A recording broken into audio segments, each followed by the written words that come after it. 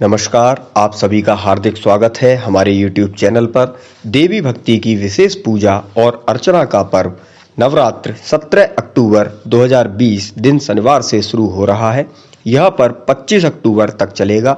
इस बार की नवरात्र अत्यंत महत्वपूर्ण है क्योंकि इस बार पूरे 58 वर्षों के बाद शनि मकर में और गुरु धनु राशि में रहेंगे। इससे पहले यह योग वर्ष 1962 में बना था।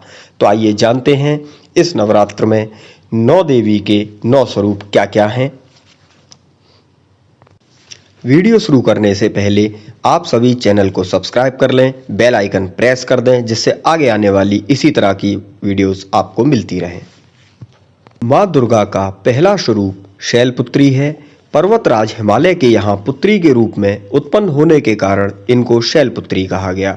यह वृषभ पर आरूढ़, दाहिने हाथ में त्रिशूल और बाएं हाथ में पुष्प कमल धारण किए हुए हैं। यह 9 दुर्गाओं में प्रथम देवी हैं। नवरात्र पूजन में पहले दिन इन्हीं का पूजन होता है। प्रथम दिन की पूजा में योगी जन अपने मन को मूलाधार चक्र में स्थित करते हैं और यहीं से उनकी योग साधना की शुरुआत होती है। माँ दुर्गा की 9 शक्तियों में से दूसरा स्वरूप ब्रह्मचारिणी का है। यहाँ ब्रह्मा शब्द का अर्थ तपस्या से है। ब्रह्मचारिणी का अर्थ हुआ तप की चारिणी यानी तप का आचरण करने वाली। ब्रह्मचारिणी देवी का स्वरूप पूर्ण ज्योतिर्मय एवं अत्यंत भव्य है। इसके बाएं हाथ में कमंडल और दाएं हाथ में जप की माला रहती है। माँ दुर्गा का यह स्वरूप भक्तों और सिद्धियों को अत्यंत फल प्रदान करने वाला है। इनकी उपासना से मनुष्य में तप, त्याग, वैराग्य, सदाचार और संयम की वृद्धि होती है। दुर्गा पूजा के दूसरे दिन इन्हीं की उपासना की जाती है। उस दिन साधक का मन स्वादिष्ठान चक्र में स्थित होता है। इस चक्र में अवस्थित मन वाला योगी उनकी कृपा और भक्ति प्राप्त करता है। माँ दुर्गा की तीसरी शक्ति का नाम चंद्रघंटा है। नवरात्र उपासना में तीसरे दिन इन्हीं के विग्रह का पूजन व आराधना की जाती है। इनका स्वरूप परम शांतिदायक और कल्याणकारी है। इनके मस्तक में घंटे के आकार का अर्धचंद्र है। इसी कारण इस देवी का नाम चंद्रघंटा पड़ा। इनके शरीर का रंग स्वर्ण है, चमकीला है। इनका वाहन सिंह है। हमें चाहिए कि हम मन, वचन, कर्म एवं शरीर से शुद्ध होकर विधि विधान के अनुसार माँ चंद्रघंटा की शरण में जाएं और उनकी उपासना आराधना में तत्पर हों। इनकी उपासना से समस्त शारीरिक कष्टों से छुटकारा मिलता है। सहज ही परम पद के अधिकारी बन जाते हैं। चौथे स्वरूप का नाम कुष्मांडा है। अपनी मंद हल्की हल्की हंसी द्वारा ब्रह्मांड को उत्पन्न करने के कारण इनका नाम कुष्मांडा पड़ा। नवरात्र के चौथे दिन कुष्मांडा देवी के स्वरूप की उपासना की जाती है। इस दिन साधक का मन अनाहत चक्र में स्थित होता है। अतः पवित्र मन से पूजा उपासना के कार्य में लगना चाहिए। माँ की उपासना मनुष्य को स्वाभाविक रूप से भवसागर से पार करने के लिए सुगम और श्रेष्ठ मार्ग है। माता कुष्मांडा की उपासना मनुष्य को आदि व्याधियों से विमुक्त करके उसे सुख, समृद्धि और उन्नति की ओर ले जाती है। अतः अपनी लौकिक परलौकिक उन्नति चाहने वालों को कुष्मांडा की उपासना करनी ही चाहिए।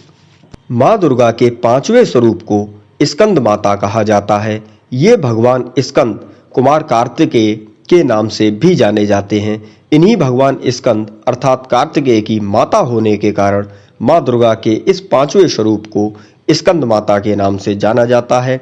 इनकी उपासना नवरात्र पूजा के 5वें दिन की जाती है। इस दिन साधक का मन विशुद्ध चक्र में स्थित रहता है। इनका वर्ण शुभ्र है। ये कमल के आसन पर विराजमान है, इसलिए इन्हें पद्मासन देवी भी कहा जाता है। इनका वाहन भी सिंह है। नवरात्र पूजन के 5वें दिन शास्त्रों में पुष्कल महत्व बताया गया है। इस चक्र में अवस्थित रहने वाले साधक की समस्त बाह्य क्रियाएं एवं चित्रवृत्तियों का लोप हो जाता है। माँ दुर्गा के 6ठे स्वरूप को कात्यायनी कहा जाता है। कात्यायनी महर्षि कात्यायन की कठिन तपस्या से प्रसन्न होकर उन्हीं की इच्छानुसार उनके यहाँ पुत्री के रूप में पैदा हुई थी। महर्षि कात्यायन ने सर्वप्रथम इनकी पूजा की थी, इसलिए ये कात्यायनी के नाम से प्रसिद्ध हुई। माँ कात्यायनी अमोघ फलदायिनी है। दुर्गा पूजा के 6ठे दिन इसी स्वरूप की पूजा की जाती है। इस दिन साधक का मन आज्ञा चक्र में स्थित रहता है। योग साधना में आज्ञा चक्र का बहुत ही महत्वपूर्ण स्थान है। इस चक्र में स्थित मन वाला साधक मां कात्यायनी के चरणों में अपना सब कुछ न्यौछावर कर देता है। भक्त को सहज भाव से मां कात्यायनी के दर्शन प्राप्त होते हैं। इनका साधक इस लोक में रहते हुए भी अलौकिक तेज से युक्त होता है।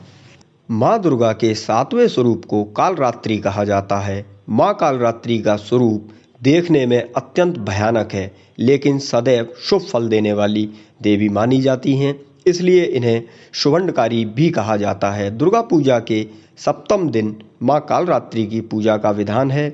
इस दिन साधक का मन सहस्त्रार चक्र में स्थित रहता है। उसके लिए ब्रह्मांड की समस्त सिद्धियों के द्वार खुलने लगते हैं। इस चक्र में स्थित साधक का मन पूर्णतः मां कालरात्रि के स्वरूप में अवस्थित रहता है। मां कालरात्रि दुष्टों का विनाश एवं ग्रह बाधाओं को दूर करने वाली देवी हैं, जिससे साधक भयमुक्त हो जाता है। नवरात्र में 8वें दिन महागौरी शक्ति की पूजा की जाती है।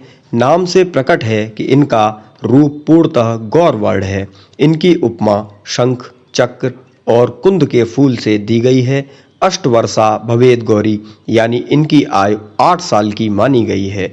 इनके सभी आभूषण और वस्त्र सफेद हैं, इसलिए इन्हें श्वेतांबरधरा भी कहा जाता है। 4 भुजाएं हैं और वाहन इनका वृषभ है, इसलिए इन्हें वृषारूढ़ा भी कहा जाता है। इनके ऊपर वाला दाहिना हाथ अभय मुद्रा है, नीचे वाला हाथ त्रिशूल धारण किए हुए है। ऊपर वाले बाएं हाथ में डमरू है और नीचे वाले हाथ में वर मुद्रा है। इनकी पूरी मुद्रा बहुत शांत है। पति रूप में शिवजी को प्राप्त करने के लिए महागौरी ने कठोर तपस्या की थी, इसी वजह से इनका शरीर काला पड़ गया, लेकिन तपस्या से प्रसन्न होकर भगवान शिव ने इनके शरीर को गंगा के पवित्र जल से धोकर कांतिमय बना दिया। उनका रूप गौरवर्ण का हो गया, इसलिए महागौरी कहलाई।